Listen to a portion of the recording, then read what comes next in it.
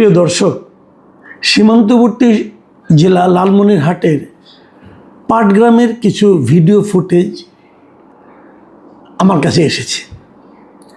ওখানে কিছুদিন আগে আমি এমনিতে গিয়েছিলাম, তো ওখানে কিছু লোকের সঙ্গে পরিচয় হয়েছে। ওনারা নিয়মিত আমাকে ফোন করেন, যোগাযোগ করেন, খোঁজখবর নেন এবং তাদেরই একজন আমাকে কিছু ভিডিও ফুটেজ পাঠিয়েছেন। এবং খবরটা হলো যে পাটগ্রামের 4 জন যুবক, তাদেরকে রাশিয়ায় পাঠানো হয়েছে। তারা সেখানে রাশিয়ায় গার্মেন্ট ফ্যাক্টরিতে উচ্চ বেতনে চাকরি দেওয়া হবে এই কথা বলে লোকাল 2 জন লোক, একজন নাম হলো ইউনুস আলী, আরেকজন নাম হলো মাহিন ইসলাম। এরা আবার জামায়াতের রাজনীতির সঙ্গে জড়িত। তো এরা এদের কাছ থেকে, প্রত্যেকের কাছ থেকে প্রায় 9.5 লাখ টাকা করে নিয়ে রাশিয়ায় পাঠিয়েছে। গত 8ই মে মস্কোয় পৌঁছানোর পর তাদের সঙ্গে সব শেষ যোগাযোগটা হয় তাদের পরিবারের সঙ্গে, এবং তারপর থেকে তাদের পরিবার তাদের সঙ্গে আর কোনো যোগাযোগ করতে পারছে না। সর্বশেষ যেটা জানা গেছে যে তাদেরকে রাশিয়ার সঙ্গে ইউক্রেনের যে যুদ্ধ, সেই যুদ্ধে রাশিয়ান বাহিনীতে ভাড়াটে সৈন্য হিসেবে ঢুকিয়ে দেওয়া হয়েছে। তো তাদের তো আর সৈনিকের কোনো ট্রেনিং নেই। তো তাদেরকে সহ আরও অনেক কিছু এরকম ভাগ্যের অন্বেষণে যারা নাকি ইউরোপে পাড়ি দিয়েছে, এরকম কিছু লোককে রাশিয়ান এই সেনাবাহিনীর এই লোকগুলো তাদের সামনে বর্ম হিসেবে ব্যবহার করে। মানে যাতে নাকি সামনে রাখে ওদেরকে, পেছনে তারা থাকে, যাতে যুদ্ধের সময় যদি গুলি লাগে তাহলে যেন এদের উপর লাগে। আর এদের কাউরে কাউরে 1 দিন 2 দিনের ট্রেনিং দেওয়ানো হয়েছে, কীভাবে ড্রোন উড়াতে হয়, কীভাবে কী করতে হয়। এগুলো যুদ্ধক্ষেত্রে যে সমস্ত লাশ থাকে, সে লাশগুলো তাদেরকে সরানোর কাজে ব্যবহার করা হয়, এবং মাইনের উপর দিয়ে তারা লাশগুলি নিয়ে আসে এবং অনেকে মারাও যায়।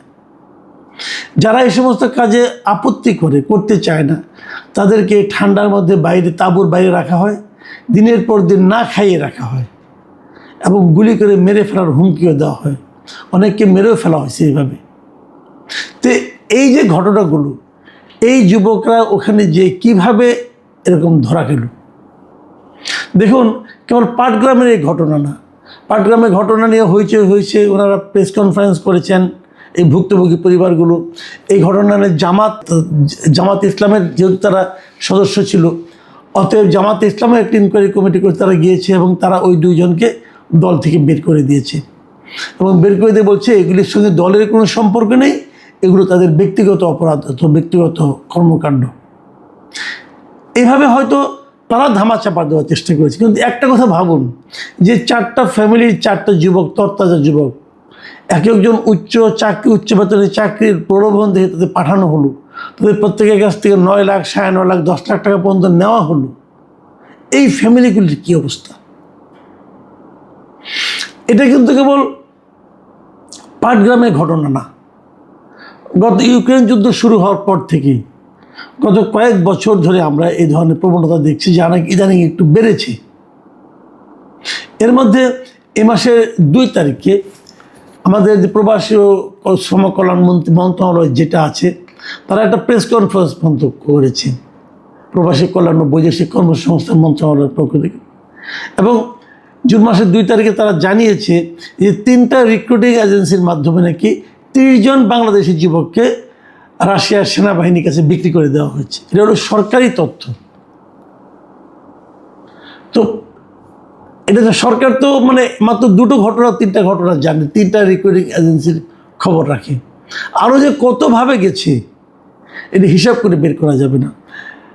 থাইল্যান্ড ভিত্তিক যে মানবাধিকার সংস্থা আছে, ফোর্টিফাই রাইটস, এবং ইউক্রেন ভিত্তিক সংস্থা ট্রুথ হাউন্ডস, এরাও কিন্তু যৌথভাবে একটা প্রতিবেদন করেছে এবং সেখানে দেখা যাচ্ছে কমপক্ষে 104 জন বাংলাদেশি তরুণ এই যুদ্ধে কোনো না কোনো সেনাবাহিনীর পক্ষ থেকে, বিশেষ করে রাশিয়ার সেনাবাহিনীর পক্ষ থেকে কাজ করছে। এবং তারা কেউই সজ্ঞানে জেনে বুঝে এই সেনাবাহিনীতে যোগ দেয়নি। তাদের যোগ দেওয়ানোর পদ্ধতির বহুত মানে একটা খুবই একটা মানে অদ্ভুত ঘটনা।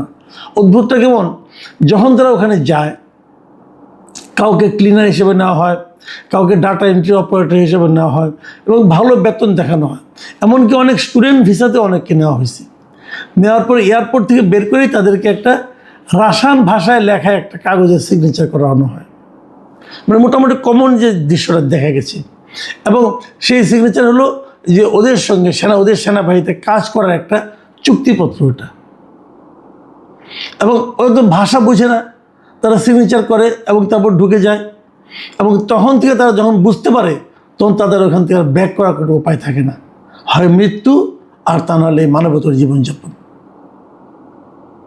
এটা কেবল আমাদের দেশে তা কিন্তু নয়, এশিয়ার মধ্যে সবচেয়ে বেশি এ ধরনের প্রতারণার শিকার হয়ে এই রাশিয়ান সেনাবাহিনীতে কাজ করছে নেপালের লোকজন।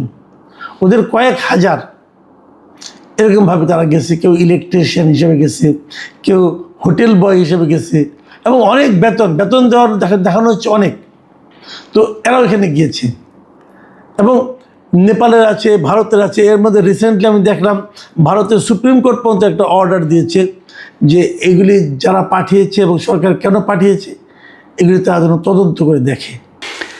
নেপালের যে হিসাব পাওয়া গেছে তাতে দেখা যাচ্ছে যে এই দক্ষিণ এশিয়ার মধ্যে সবচেয়ে বড় ভুক্তভোগী দেশ হলো নেপাল।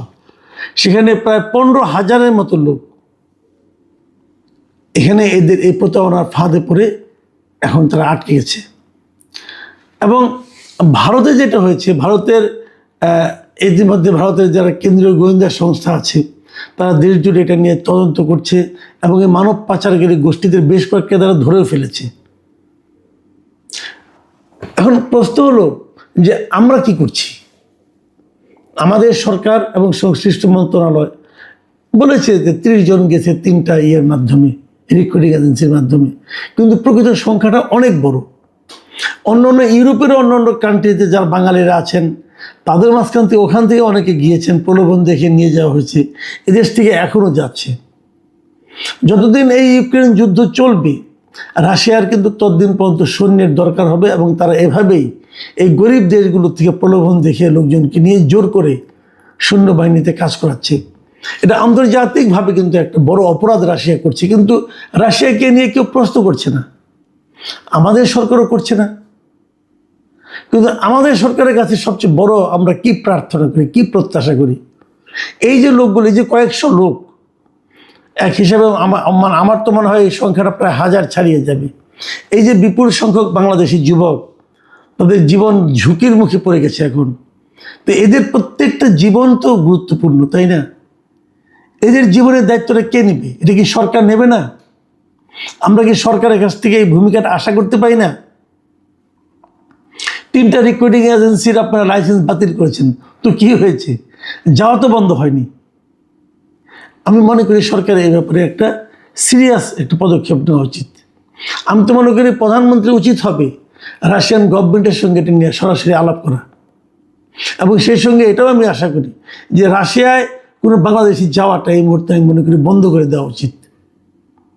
যে বাংলাদেশের কোনো যুবক রাশিয়ায় যেতে পারবে না, মানে নতুন করে কেউ যেতে পারবে না। যারা এখানে অলরেডি আছেন তারা যখন যাতায়াত করেন সেটা এক কথা, কিন্তু নতুন করে রাশিয়ায় কোনো কাজ নিয়ে কোনো যুবক লেখাপড়ার জন্য অথবা কোনো গার্মেন্ট ফ্যাক্টরিতে অথবা কোনো ক্লিনার হিসাবে অথবা ডাটা এন্ট্রি অপারেটর হিসাবে অথবা কোনো লোভনীয় চাকরি নিয়ে যে কোনোভাবে হোক রাশিয়ায় কেউ যেতে পারবে না, এই মর্মে বাংলাদেশ সরকারের একটা সিদ্ধান্ত নেওয়া উচিত, যতদিন পর্যন্ত এই সমস্যার সুরাহা না হবে। কারণ এই প্রত্যেকটা লোক ভাবুন, এক একটা পরিবার, এবং যারা গিয়েছে তারা ওখানে তো এক ধরনের প্রতারণার শিকার হচ্ছে, আবার এখান থেকেও কিন্তু কোনো না কোনো এজেন্সির মাধ্যমে যাচ্ছে এবং সেই এজেন্সিকে 10 লাখ 20 লাখ টাকা করে দিতে হচ্ছে। এই টাকাটাও যাচ্ছে এবং কর্মক্ষম সন্তানটাও যাচ্ছে। আমি মনে করি এটা সরকার প্রধানের এদিকে দৃষ্টি দেওয়া উচিত, এবং এই যে মানুষগুলো, তাদের যে কষ্ট, তাদের যে অনিশ্চয়তা, এই হাহাকার থেকে এই মানুষদেরকে এই উদ্বেগ থেকে মুক্তি দেওয়ার চেষ্টা করা উচিত। সরকার কি করছে আমরা কিন্তু এখনও দেখতে পাচ্ছি না, এটা কিন্তু আজকের সমস্যা না। সরকারের একটা পদক্ষেপ আমরা এইভাবে সিরিয়াসলি আশা করি, এবং সেটা কেবল ওই 2-3টা রিক্রুটিং এজেন্সিকে তার লাইসেন্স ক্যান্সেল করার মধ্যে সীমাবদ্ধ থাকতে চলবে না। প্রিয় দর্শক, এখন এই পর্যন্তই। আল্লাহ হাফিজ।